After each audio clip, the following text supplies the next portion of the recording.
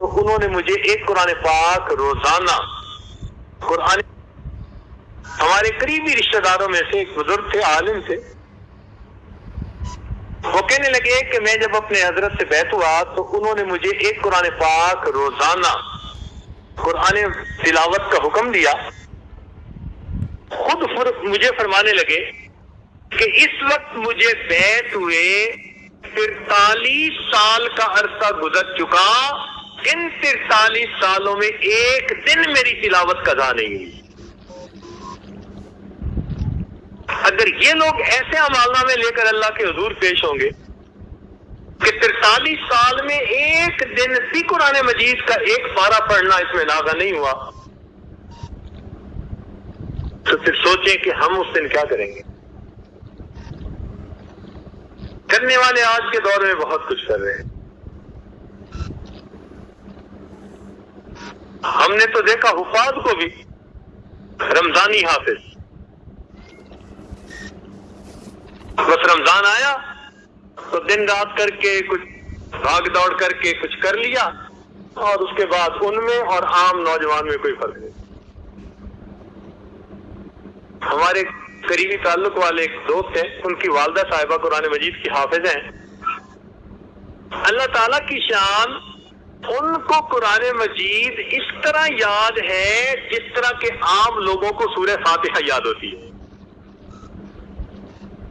جب چاہے، جس وقت چاہے، جہاں سے پوچھیں، ایک لفظ بولیں وہ اسی سے آگے پڑھنا شروع کریں۔ اللہ تیری شان، حیران ہوتی ہیں وہ کہ حافظ قرآن بھی بھولتے ہیں، حیران ہوتی ہیں۔ اور واقعی جو محنت کرتی ہیں اللہ رب العزت پھر ان کی نعمت عطا فرماتا۔ ہمیں ایک دفعہ مری جانے کا اتفاق ہوا رمضان مبارک میں، تو ایک جگہ ہم نے تراویح پڑھی، ایک عجیب بات سنی۔ وہ کہنے لگے کہ اس مصلی پر جو قراء سناتے ہیں وہ بڑے چنے ہوئے ہوتے ہیں، مگر خاص بات یہ ہے کہ 36 سال میں یہاں تراویح پڑھانے والے کسی حافظ کو ایک مرتبہ بھی لقمہ نہیں لینا پڑا، 36 سال میں۔ اللہ، تو آج کے دور میں اگر ایسے لوگ موجود ہیں تو ہم کیوں قرآن مجید کو اچھی طرح نہیں پڑھتے؟ یہ فقط اہمیت ہے وقت کی، کس نے محنت کر لی اس نے وقت کو کما لیا، ورنہ وقت تو گزر ہی رہا۔ وقت انتظار نہیں کرتا کسی کی۔ تو جب یہ جسم ادھار کا مال ہے، ہمیں چاہیے کہ ہم اس سے جتنا زیادہ عبادت کر سکیں، نیکی کر سکیں، مخلوق خدا کی خدمت کر سکیں، دین کام کر سکیں، ہم اس کو خوب اللہ کے دین کے لیے ستائیں۔ فارغ رہنا خوشی کی بات نہیں ہے، عدیم الفرصت ہو جانا یہ خوشی کی بات ہے۔ فرصت ہی نہیں ملتی جی، کتنا دین کے کام میں انسان لگ جائے۔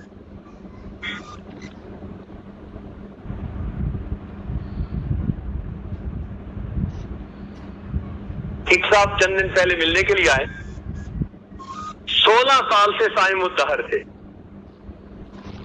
16 سال سے متواتر روزے کی حالت میں زندگی گزاری۔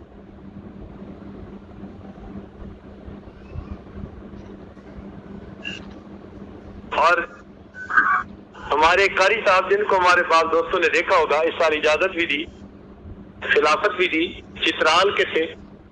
الحمدللہ ان کے زندگی کے اس وقت 23 سال گزر چکے، ایک دن روزہ ایک دن افطار، ایک دن روزہ، 23 سال اس ترتیب پر وہ گزار چکے۔ تو بھئی اگر آج کے دور میں ایسے لوگ زندہ موجود ہیں جو اللہ کے لیے یہ کچھ کرتے ہیں، تو کیا 10 دن ہم اللہ تعالیٰ کی خوب جی بھر کے عبادت نہیں کر سکتے؟ مقصد یہ مثالیں دینے کا اتنا ہی ہے کہ ہم جو نیت لے کے آئے اعتکاف کی، اب یہ 10 دن ہم جی بھر کے اللہ تعالیٰ کی عبادت کریں، خوب اپنے جسم کو تھکائیں۔ یہ جسم دنیا کے لیے ہزاروں مرتبہ تھکا، ہم نے راتیں دنیا کی خاطر سینکڑوں مرتبہ جاگ کے گزاری. اگر یہ 10 راتیں اللہ کے لیے جاگ کے گزاریں گے اور دن اللہ کی عبادت میں گزاریں گے اور تھکائیں گے تو یہ کون سی بڑی بات ہے. اس لیے دل میں ہمت ہو، جذبہ ہو، شوق ہو کہ ہم نے ان 10 دنوں میں خوب جی بھر کے اللہ تعالیٰ کی عبادت کریں.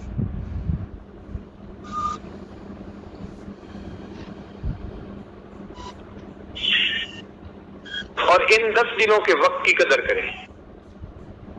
رمضان المبارک کا وقت ویسے ہی قیمتی اور آخری اشرا 2 کی نسبت اور زیادہ قیمتی، اور معتکف کے لیے تو پھر اور بھی زیادہ قیمتی. چونکہ معتکف کی مثال ایسی ہے جیسے کہ کسی سخی کے دروازہ دہلیز پکڑ کے کوئی سائل بیٹھ جائے کہ مجھے جب تک کچھ نہیں ملے گا میں دروازہ پکڑے رہوں گا، تو سخی بالآخر اسے کچھ دے ہی دیا کرتا.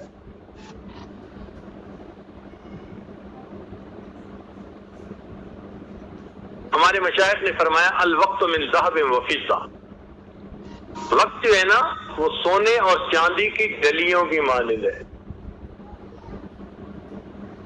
استعمال کر لو تو چاندی بنا لو، اور زیادہ اخلاص کے ساتھ کرو تو سونے کی ڈلی بنے گی، اور اگر استعمال نہیں کرو گی تو مٹی کے ڈھیلے کی مانند گزر جائے. بلکہ بعض بزرگوں نے کہا الوقت سیف قاطع، وقت ایک کاٹنے والی تلوار ہے. امام شافعی رحمۃ اللہ فرماتے تھے کہ مجھے صوفیاء کی 2 باتوں سے بہت فائدہ ہوا. ایک بات تو یہ کہ وقت ایک کاٹنے والی تلوار ہے، اگر تم اسے نہیں کاٹو گے تو وہ تمہیں کاٹ کے رکھ دے گی. اور دوسرا فرمایا کرتے تھے کہ یہ بات مجھے بہت اچھی لگتی ہے کہ اگر تم نفس کو حق میں مشغول نہیں کرو گے تو نفس تمہیں باطل میں مشغول کر دے گا. تو بات تو سچی ہے، ہم نفس کو پالنے میں مشغول ہیں اور نفس ہمیں جہنم میں دھکا دینے میں مشغول ہے.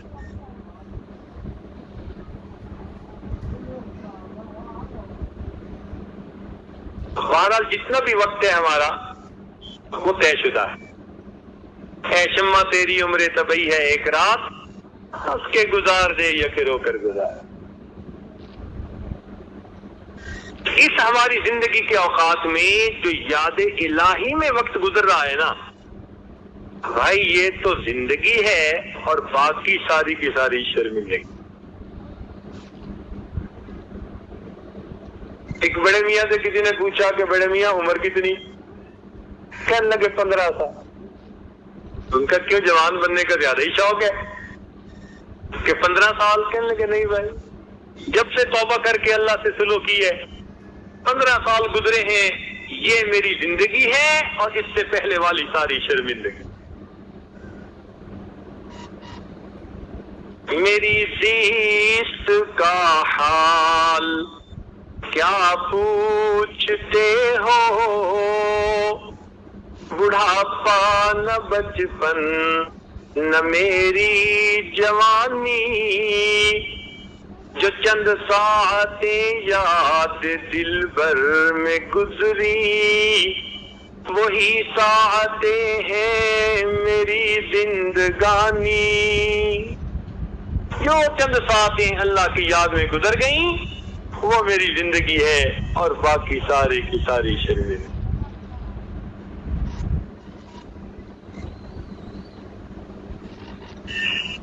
ایک بزرگ گزرے ہیں اویس کرنی رحمت اللہ. قرن ایک قبیلہ تھا، اس کے رہنے والے تھے. یہ نبی علیہ الصلوۃ والسلام کے دور میں تھے، والدہ کی خدمت کرتے تھے. ان سے اجازت لے کے نبی علیہ الصلوۃ والسلام کے دیدار کے لیے حاضر ہوئے، مگر اللہ کے محبوب سفر پر جا چکے تو پیچھے والدہ اکیلی تھی، بیمار تھی، اس لیے ویسے ہی واپس آ گئے. جب نبی علیہ السلام تشریف لائے اور آپ کو پتہ چلا تو معتبر کتابوں میں لکھا ہے کہ نبی علیہ السلام نے اپنا جبہ حضرت عمر رضی اللہ عنہ کو دیا اور کہا کہ تم ان کی تلاش کرنا، فلاں فلاں جگہ نشانیاں بتائیں کہ وہاں تمہیں ملیں گے، اور ان کو یہ جبہ میری طرف سے ہدیہ پیش کرنا۔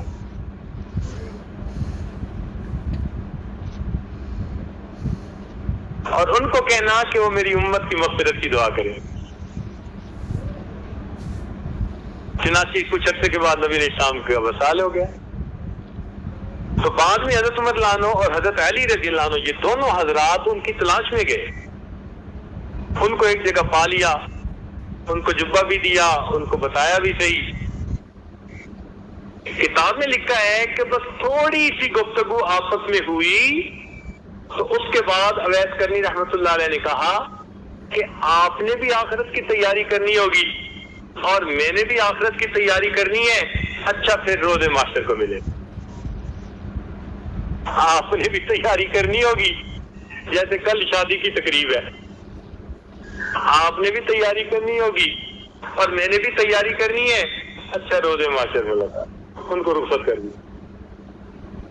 ہمارے ایک بزرگ گزرے حضرت مولانا حسین علی وہاں بچرا والے، ان کے بارے میں بھی یہی ہے، کوئی بھی ملنے آتا تھوڑی دیر اس سے گفتگو کرتے جو کام کی گفتگو تھی، اور گفتگو کرنے کے بعد کہتے بھئی آپ نے بھی آخرت کی تیاری کرنی ہے اور میں نے بھی تیاری کرنی ہے، اچھا پھر ملے، فارغ کر دیتے۔ یہ کیسے لوگ تھے؟ ہر دن اپنی آخرت کی تیاری میں لگے ہوتے۔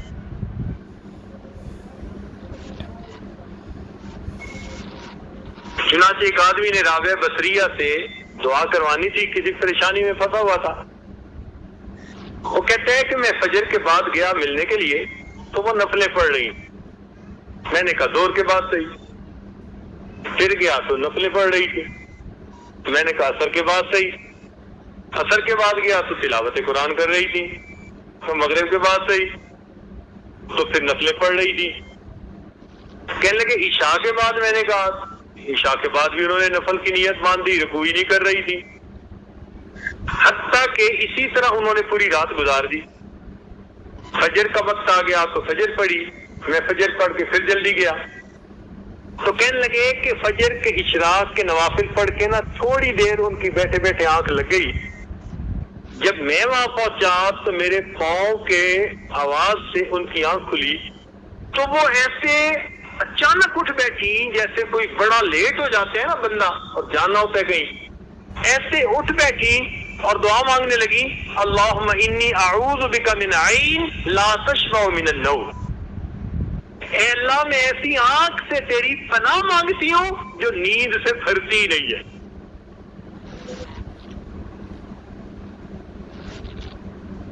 اب بتائیے کہ تھوڑا سا حصہ دن کا سونے میں گزرا اور اس پر بھی استغفار کر رہے۔ ایک بات بتائیں بھائی، عام طور پر کوئی غم کی بات ہوتی ہے نا، تو جب خوشی کی بات آتی ہے نا تو غم کی بات بھول جاتی ہے۔ جب بھی خوشی ہوتی ہے نا بندے کو تو غم بھول جاتے ہیں، پکی بات ہے، غم بھول جاتے ہیں۔ جنت میں جانے سے بڑھ کر بھی کوئی خوشی ہو سکتی ہے؟ نہیں نہ ہو سکتی۔ اس لیے جنتی جب جنت میں جائیں گے تو کہیں گے الحمدللہ الذی اذهب عنا الحزن، ہم سے وہ غم چلا گیا۔ تو اب تو جنت میں کوئی بات نہیں ہونی چاہیے غم والی، اور جنت میں کتنی خوشیاں ہوگی کہ انسان اللہ تعالیٰ کا دیدار کرے گا، نبی علیہ السلام کا دیدار کرے گا، نیکوں کی محفل ہوگی، اور یہ خوشی ہوگی کہ اب یہ نعمتیں ہم سے کبھی واپس نہیں لی جائیں گی۔ اس خوشی کے حال میں بھی بندے کو ایک حسرت رہے گی۔ حدیث پاک میں آتے ہیں، حضرت شیخ الحدیث مولانا زکریا رحمۃ اللہ علیہ نے فضائل ذکر میں یہ حدیث کوٹ کی ہے۔ وہ فرماتے ہیں لا يتحسر اہل الجنہ الا علی ساعۃ مرت بهم لم یذکروا اللہ تعالی، اہل جنت کو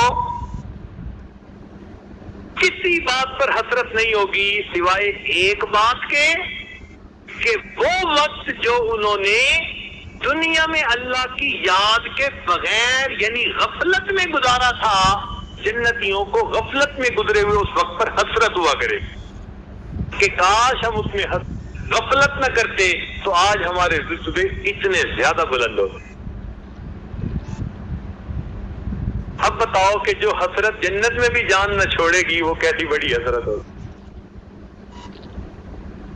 تو اس لیے اپنے وقت کو اللہ تعالیٰ کی یاد سے معمور کر لیجئے۔